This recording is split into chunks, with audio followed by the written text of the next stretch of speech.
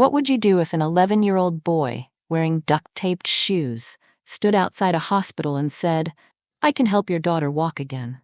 Even after top hospitals, both here and overseas, had already said the same thing. No hope. Nobody believed him. But just a few weeks later, the paralyzed girl took her first steps. That morning in Seattle was bitter cold. Not quite snowing, but cold enough for your breath to hang in the air and your fingertips to sting. People rushed in and out of Seattle Children's Hospital on 9th Avenue, scarves pulled tight, coffee cups clutched, like they could somehow outrun the heaviness that brought them here. But one person wasn't moving. He sat still on a flattened cardboard box, right by the revolving door, next to a planter stripped bare by the wind. In front of him, a glass jar filled with amber liquid that smelled like peppermint and ginger, and a weathered notebook, marked with sketches, arrows like a homemade map of human joints. His name was Ethan, 11 years old. Messy hair, smudged cheeks, sharp eyes. His coat was too big, sleeves rolled up to reveal thin wrists. One shoe was torn and wrapped in white duct tape. A red knit beanie was pulled down to his ears. He didn't beg, he didn't speak unless spoken to. Every Saturday he was there. At first, the security guards tried to move him along. Eventually, they gave up. Ethan never caused trouble. He smiled when people talked to him. Otherwise, he just sat watching, like he was searching for something, or someone. Some thought he had a parent inside. Others guessed maybe a sick sibling. A few figured he was waiting for the bus, but no one asked. Because in a place like this, everyone has their own story to carry. Across the street, a silver SUV idled next to a fire hydrant. Inside sat James, a real estate developer in his early 40s. His tie was crooked, collar wrinkled. The SUV gleamed under the hospital's lights, but James looked like a man running on fumes. In the back seat sat Ava, 6 years old, tucked into a booster chair, wrapped in a pink blanket up to her chin. Her brown curls were brushed neatly to one side. Her eyes were open, unblinking. She didn't speak. Since the car crash, the one James had been driving, Ava had lost all feeling from the waist down. Before that, she was climbing trees, racing bikes with her cousins. Now only silence, no tears, no laughter. James stepped out, gently lifted his daughter, and began walking toward the hospital. His wife Sarah walked beside them. No makeup, hand gripping the strap of her canvas tote, eyes shifting between Ava and the sky, like she was holding on to whatever faith she had left. James didn't see Ethan. Most people didn't, but Ethan saw everything. He saw the way James carried Ava like she might fall apart in his arms. He saw Sarah and how her eyes searched the sky instead of the hospital doors. Ethan stared longer than usual. Then slowly he stood up. "Sir, I can help her walk again." James froze. Not from shock, not from offense, but because of the way the boy said it. No hesitation, no pleading, just belief, like it was the most obvious truth in the world. Sarah turned, her gaze met Ethan's, and for a second, she paused. The way she used to when Ava said something that somehow felt too big for a 6-year-old to know. James turned fully, eyes narrowing. "What did you just say?" Ethan didn't flinch. He tucked the notebook under his arm, held up the jar with both hands. "I said, I can help her walk again." James pulled Ava closer. "Don't joke like that. I'm not joking." Ethan's voice was steady. No grin, no flinch, just calm, like someone who's had to earn belief the hard way. James looked him over. The taped-up shoes, the worn coat, the glass jar, that tattered notebook. Could be a scam. Could be street kid nonsense. He turned away, walking through the hospital doors without another word. But the words didn't leave him. They stuck. Not because they sparked hope, not even doubt. Just something. The way the kid said it, like it wasn't a guess, like it was already true. And somehow that voice lodged itself in James's head. A quiet little scratch that wouldn't go away. James tried to push the boy out of his mind. That morning, he sat through a long list of updates from specialists at Seattle Children's Hospital. Before that, he had taken Ava to Mayo Clinic. Then sent her scans and medical records to Johns Hopkins and to rehab centers in Germany and Japan. Every reply came back the same. Severe spinal trauma, minimal chance of recovery. But one doctor in Seattle had added something. Not much, but just enough to cling to. "Ava's spinal cord injury isn't complete," she said, "but the odds of recovery are still very low."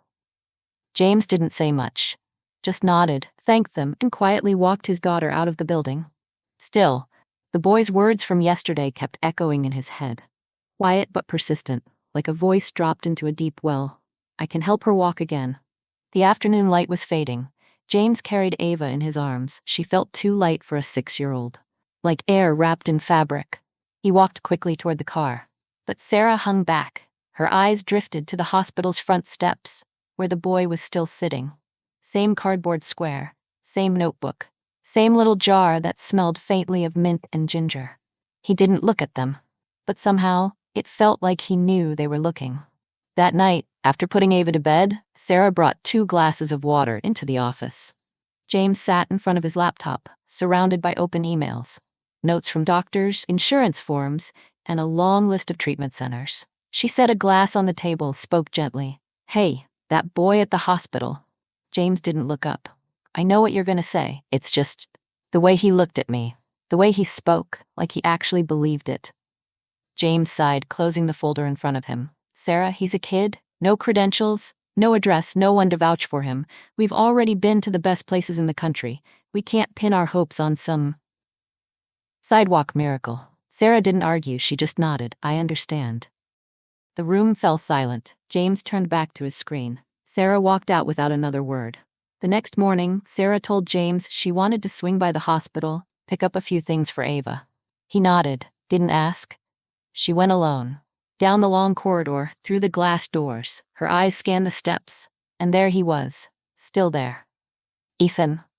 He sat cross-legged, hunched slightly, flipping through his notebook like he was memorizing some secret language. Sarah slowed down. Ethan didn't seem surprised. I knew you'd come back. She sat on the bench nearby, hands resting loosely on her lap. You were serious, weren't you? I don't joke about this. Where did you learn all of it? My grandma, Ethan said. She used to help people no one else would touch. Strokes, car wrecks, birth injuries. No machines.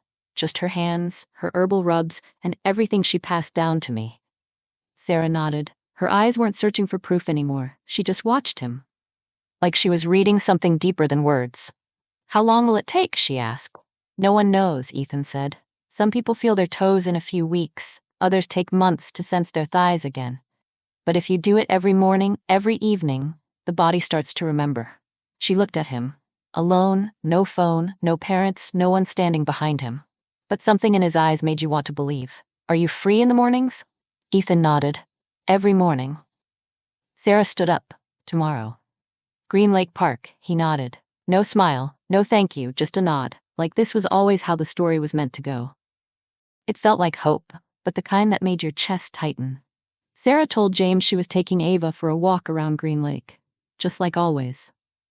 He didn't ask questions. Lately he'd been on edge, but getting fresh air was something the doctors had actually recommended. She wasn't lying. She just didn't say everything. The park was as quiet as ever. A cracked basketball court, old swings that squeaked in the breeze, a patchy field pretending to be a soccer pitch.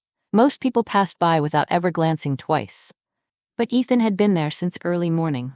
Same oversized jacket, sleeves rolled up, collar zipped high. He sat on a stone bench under the maple trees.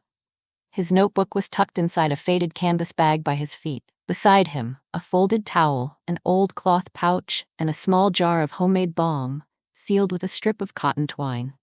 At exactly 9:10, Sarah appeared. She pushed Ava's wheelchair down the gravel path. A thin blanket lay across Ava's legs. Sarah didn't say anything, just nodded when she saw Ethan. Ava stayed silent, but her eyes grew wide. Ethan stood. Good morning, ma'am, he said softly, then turned to Ava and smiled. Hi, Ava. Ava blinked. How do you know my name? You said it yesterday, Ethan replied. I remember things like that. Sarah smiled. Ava gave a quiet nod. Hi. Sarah sat at the edge of the bench, resting her hand on her daughter's lap. So, what now?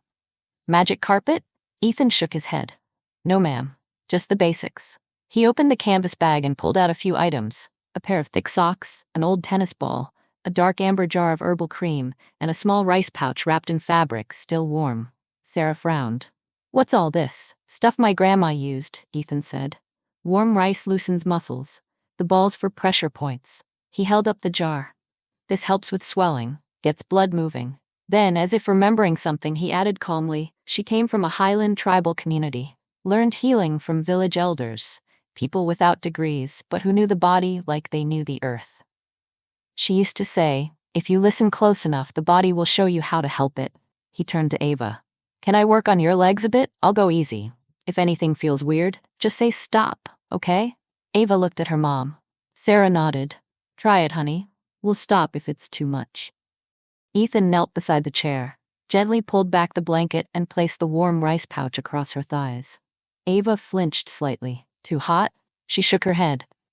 No, it feels nice. He nodded, waited. After a few minutes, he began moving her legs slowly, not pulling, not forcing, just small motions, side to side, up and down, gentle joint rolls like he was waking them up.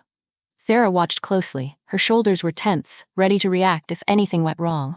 But nothing did. You've done this before? She asked. Ethan didn't look up. My grandma used to take me to a nursing home after school. She helped people who couldn't afford therapy. She said everyone deserves to feel human again. I carried her bag. Sarah tilted her head slightly. And she taught you all this? She said, not every body needs machines. Sometimes, it just needs someone to notice. He tapped lightly on Ava's knee with his knuckle. Feel anything? Ava shook her head. Not yet. Ethan didn't flinch. That's okay. I'll ask again later. He kept working, talking as he moved. What's your favorite food? Which superhero do you like most? What cartoons do you watch? At first, Ava's answers were short, barely more than a whisper, but then she started asking questions back. Do you live nearby? Sort of. Do you go to school? I used to. Why not anymore? Ethan paused, his hands stilled for a beat. My grandma passed. Been figuring things out since? Ava looked down. I'm sorry? Ethan gave a soft smile. Thanks. Sarah watched them. One child in a wheelchair, the other with cuts from childhood still healing, and for a moment she couldn't speak. About 30 minutes in, Ethan gently tapped Ava's ankle. How about now? Ava blinked. Feels a little like pressure. Ethan looked up at Sarah. That's good. Sarah raised an eyebrow. She sometimes says that during physical therapy. Ethan nodded. But in there, it's all machines. Sometimes kids get scared. Their bodies lock up. It's not that nothing's working. It's just not the right place, not the right time. He motioned to the world around them. Out here, there's trees, sunlight, breeze. The body breathes easier. Sarah didn't respond, but this time she was truly listening. She glanced at her watch. James wouldn't be out of his meeting for another 30 minutes. Sarah packed quickly, folded the towel, rolled the rice pouch, zipped the bag. Everything neat. No smell, no trace. She still didn't know if what she was doing was right or just tossing a stone into the dark, hoping for an echo. But when she saw Ava, for the first time in weeks, laughing, asking Ethan which superhero flew first, she knew one thing for sure. She'd be back tomorrow. Ethan helped Ava stretch both legs. Then he showed her something simple, just a little toe wiggle. Ava tried. Nothing happened, but this time she didn't look disappointed. I'll show you again tomorrow, Ethan said as he stood. Your muscles, he pointed to her thighs, they still remember how to work. We just gotta remind them. Ava smiled, bigger than last time. Okay. Sarah, sitting nearby, nodded slightly, but she still asked, you do know there's no guarantee, right? Ethan nodded. I'm not promising anything. I'm just trying. Sarah looked at him for a long second, like she was searching for something deeper in his face. Then quietly, she reached into her coat and held out a folded bill.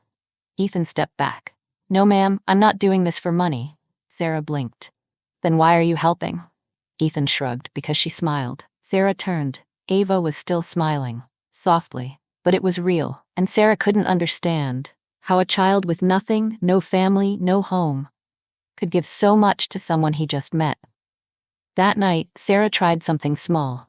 Once James had fallen asleep, she stepped into Ava's room.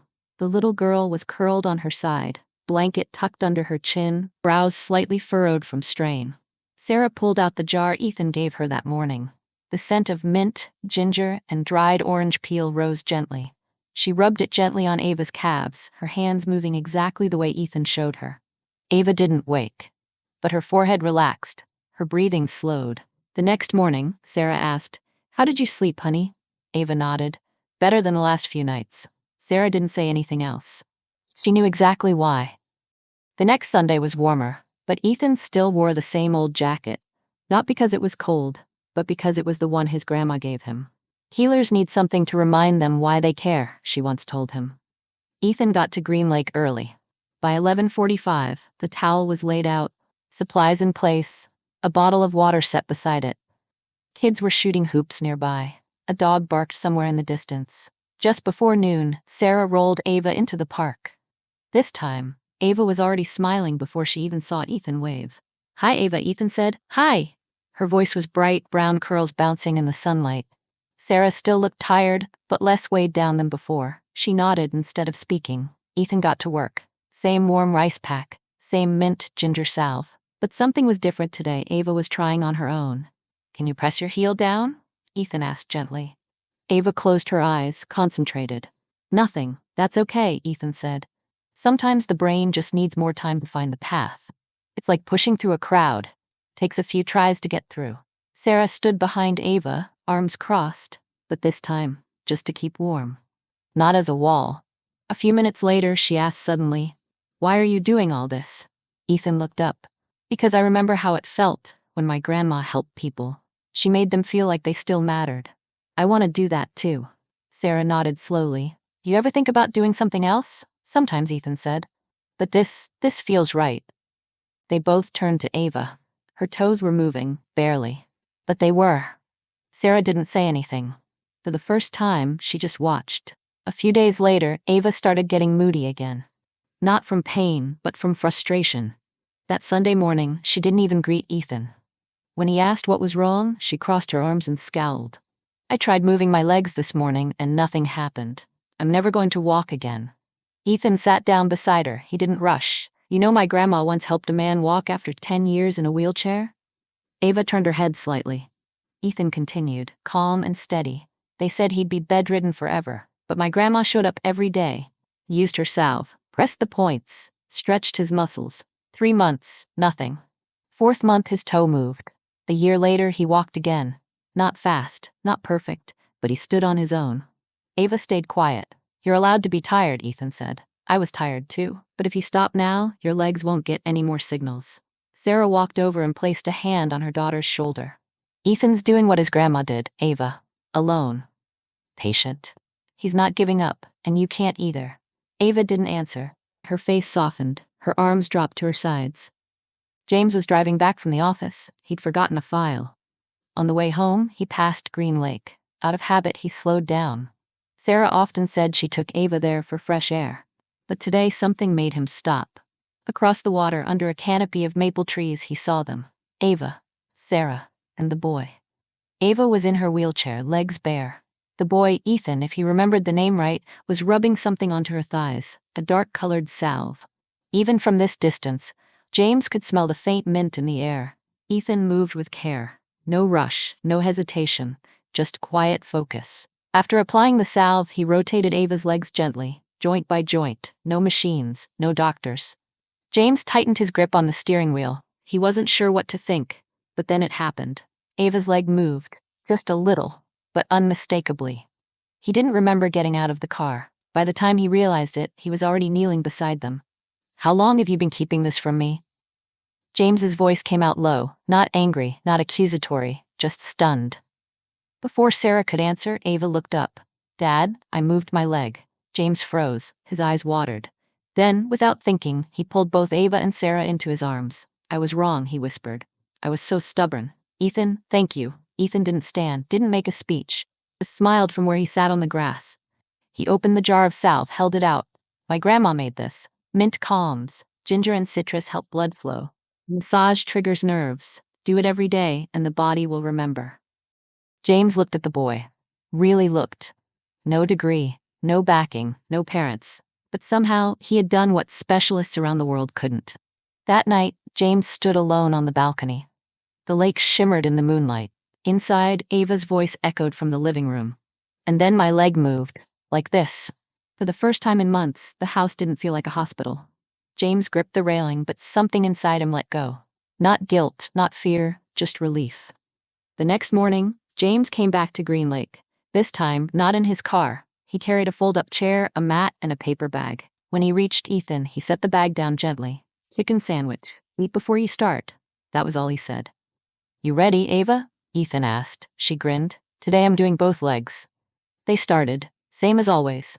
Warm rice pack, mint ginger salve, gentle stretches. But this time James joined in. He followed Ethan's lead, clumsy at first. You're pulling the wrong way, Ethan said with a smirk. James chuckled. Haven't touched my knees since college. Even Ava laughed. About 20 minutes in, Ethan pulled out a long cloth strap. He slid it under Ava's knees, then showed James how to hold both ends. Today she's going to try lifting both knees. We just keep her steady. She does the work. James hesitated. You sure? Ethan nodded. She's ready. Ava braced herself. Her brow tightened, her jaw clenched, and slowly, both knees lifted. Not far, but enough. James stared like he couldn't believe it. You really did that? Ava beamed. I told you, Dad. James turned to Ethan. You're something else, kid. Ethan didn't answer. He just leaned forward, adjusted Ava's hand position, and kept going. Steady, quiet, the way he always had from the very first day. The session had just ended. While Sarah packed up their things, James walked over and crouched beside Ethan. So, where do you go after this? Ethan glanced at him, then looked down. My grandma's house. It's just a little place at the end of the street. She passed away, so now I live there alone. James paused. Is anyone taking care of you? No, I'm staying there because a kind neighbor lets me. They bring food sometimes, but I take care of myself. He hesitated. I know I can't stay forever. James studied him for a moment. Would you like to stay with us for a while? This house, it always has a spot for you. Ethan froze. I can really stay? You're not a burden, James said. After everything you've done for Ava, we'd be lucky to have you. Ethan didn't speak right away, then nodded. Small, but certain. The next morning, right at 7 a.m., the doorbell rang. James opened the door, coffee mug in hand. Ethan stood there, old jacket smoothed out, a backpack slung over one shoulder, a rolled blanket under his arm. Sarah wheeled Ava from the hallway. She waved. Ethan, James smiled. Welcome home. Ethan had a room of his own, a soft bed, a small desk by the window. Inside the closet, a few new sets of clothes. Things he'd never dared to wish for. At dinner that night, he sat at the table, listening to Ava talk about school, to Sarah asking what food he liked best. The sound of clinking forks and laughter. Simple things, but to Ethan, they felt like quiet miracles. The next morning, he got up early, laid out the towel, prepped the herbal oil. Ava still got her stretches, her stories about sunshine and superheroes, her giggles echoing in the room. One evening, after Ava had gone to bed, James and Sarah sat across from Ethan on the living room couch. Sarah spoke gently. Ethan, we want to talk to you. Seriously. Ethan set his pen down, nodded. James's voice was slow, steady. Since you walked into our lives, everything changed.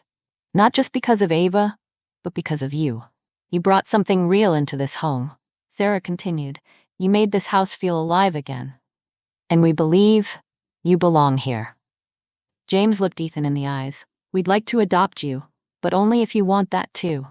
We're not asking to rescue you, we're asking because we respect you. We'll work with family services, Sarah added. It might take a few weeks, but we want you to be part of this family. Officially. Ethan sat quietly for a few seconds. His eyes blinked fast. Then he took a deep breath. If I get to choose, I want to be your son. Sarah walked over and wrapped her arms around him. James placed a hand on his shoulder, firm, warm.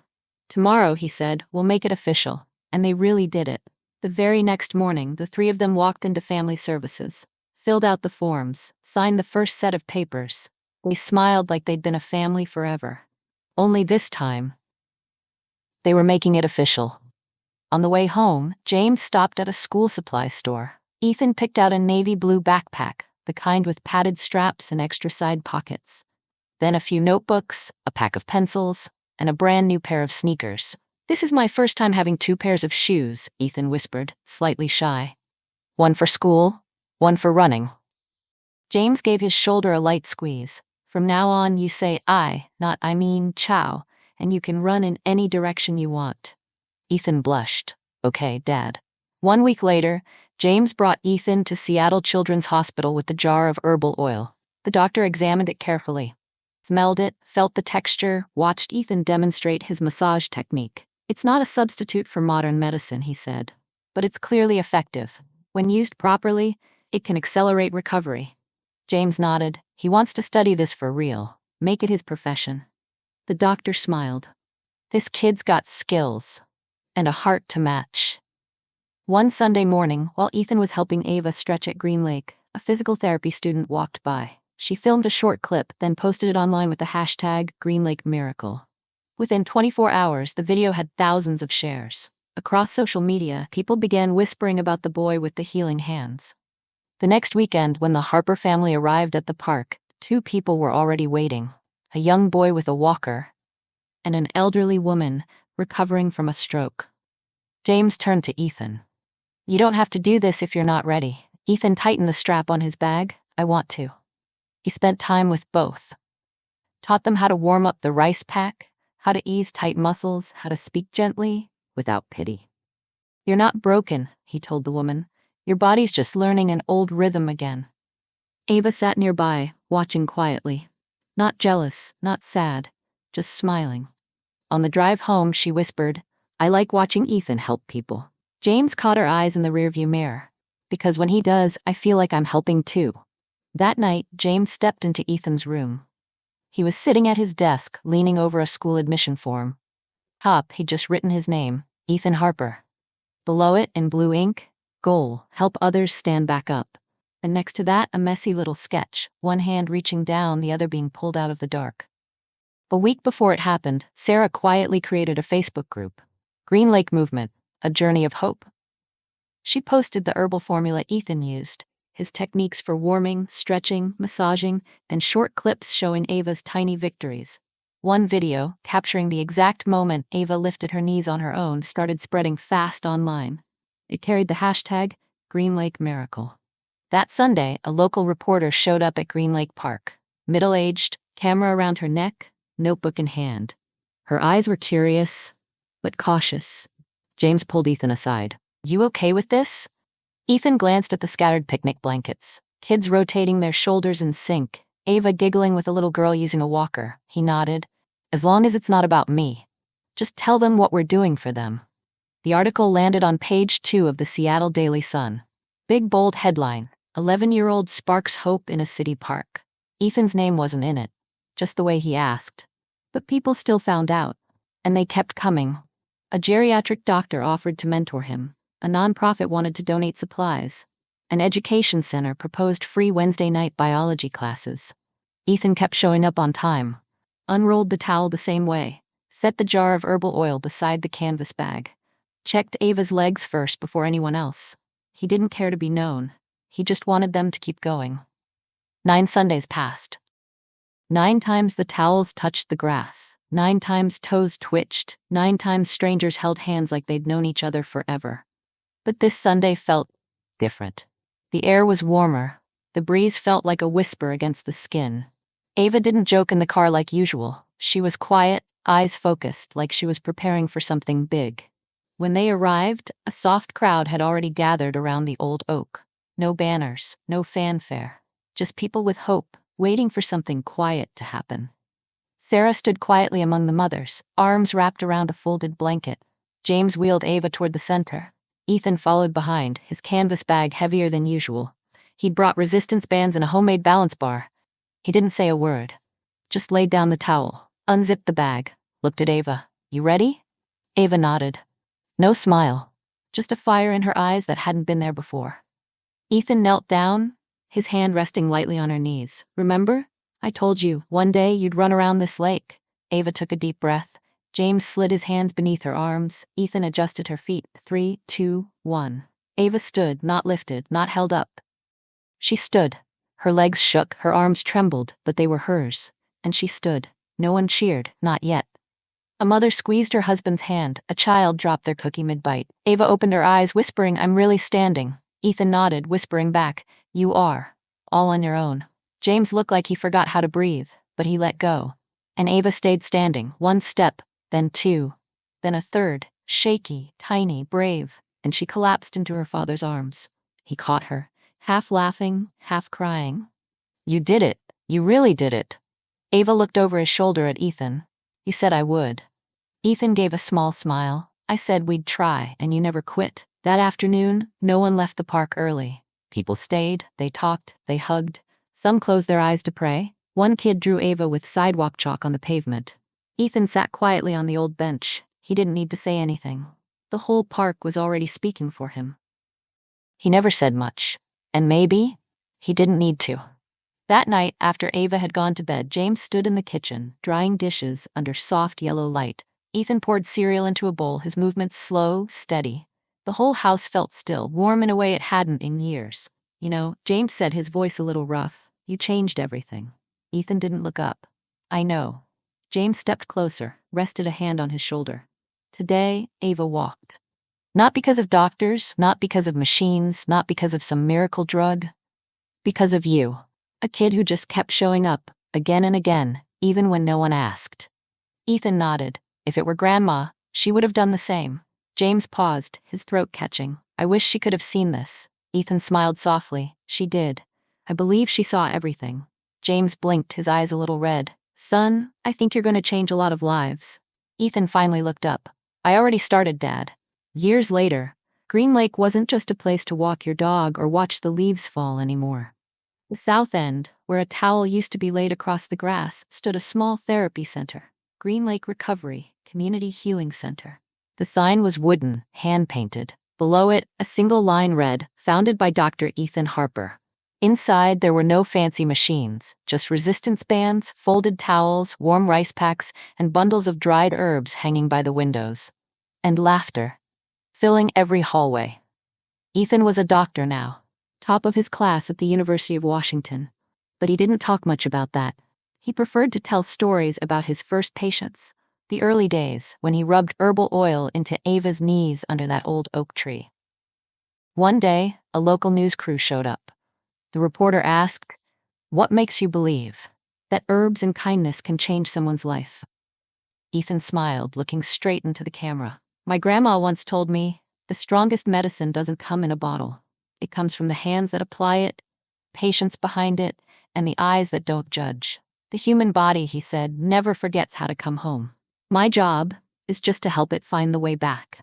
That interview was posted on Facebook, Twitter, TikTok. Within 72 hours, Green Lake Miracle started trending again. Not because a little girl walked, but because a boy who once had nothing helped an entire community rise.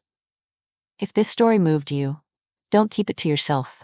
And if you've ever known a kid like Ethan or someone like Ava who almost gave up, tell them this. You're enough. You matter. And the world's waiting for you to do something incredible.